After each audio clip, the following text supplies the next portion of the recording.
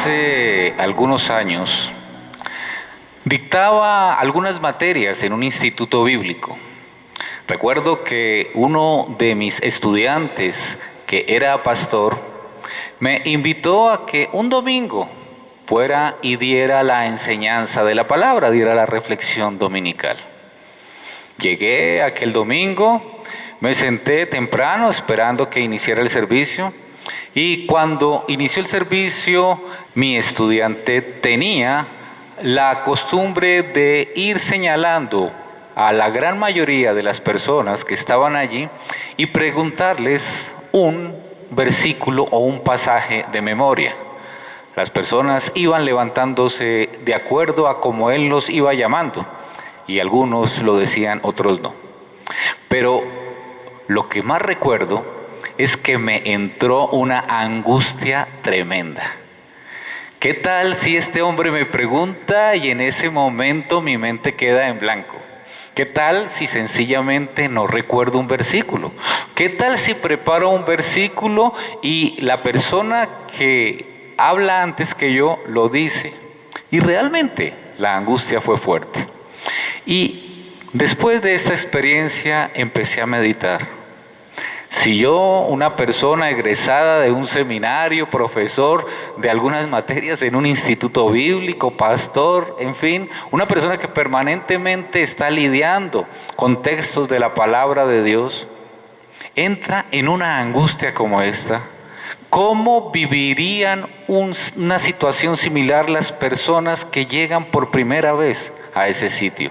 Personas que de pronto les cuesta memorizar, personas que no han tenido una disciplina académica y que no tienen la costumbre de guardar textos en su mente. Pero, ¿cómo se sienten entonces las personas que se les facilita aprender? Personas que con apenas leer un texto lo guardan en la memoria y lo pueden decir rápidamente.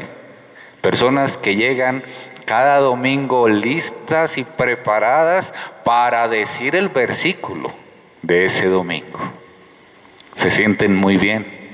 Y también pensaba en nuestros niños y la manera como les hemos enseñado a aprender la palabra de Dios. Tal vez con premios, con símbolos, con caritas felices, con banderitas, que ellos muestran muy orgullosos porque han llegado cada clase a repetir de memoria su versículo. Han llevado la tarea cumplidamente, han llevado lo que sus maestros de iglesia infantil les han pedido y tienen los premios para mostrarlos. Y esa sensación, esa necesidad de autovalidación puede perjudicarnos grandemente, porque puede desviar nuestra atención de la verdadera razón de crecer en la palabra, de la verdadera razón de atesorar la palabra de Dios en nuestras mentes y en nuestros corazones, de la verdadera razón de llegar a los tiempos de oración, de la verdadera razón de encontrarnos con nuestros hermanos para animarnos los unos a los otros. Hay un texto en el Evangelio de Lucas, capítulo 18, que va desde el versículo 9 hasta el versículo 14, aunque no lo vamos a leer completo, pero nos habla respecto a esto. A algunos que, confiando en sí mismos, se creían justos y que despreciaban a los demás, Jesús les contó esta parábola. 2 hombres subieron al templo a orar.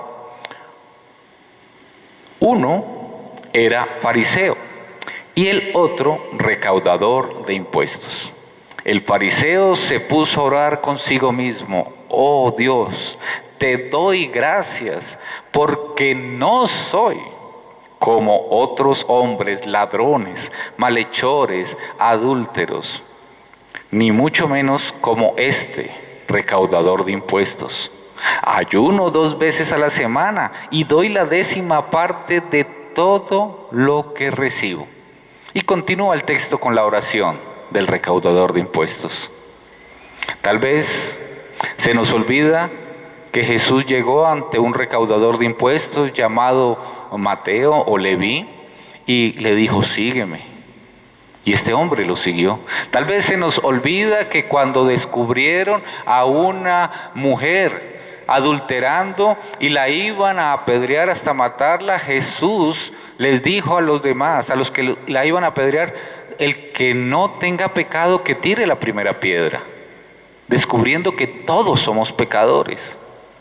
Tal vez se nos olvida que el Señor vino por los enfermos de pecado, no por los sanos o por los que se creen sanos.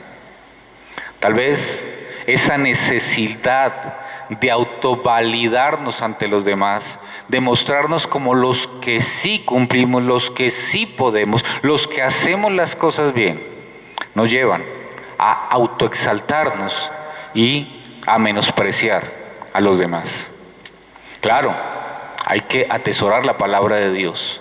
Claro, qué maravilloso tener tiempos de oración. Claro, qué hermoso encontrarnos con nuestros hermanos en la fe para animarlos los unos a los otros y juntos escudriñar la palabra del Señor.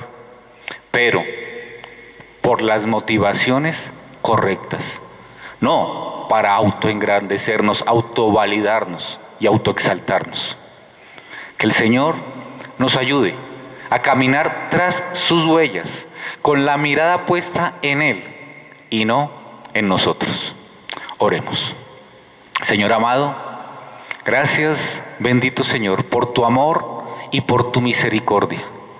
Que no perdamos de vista que tú viniste a buscarnos, a nosotros los pecadores, a los necesitados de ti, y que no hay nada que nosotros podamos hacer para que nos ames más, porque nos amas totalmente, pero que tampoco hay nada que podamos dejar de hacer para que nos ames menos.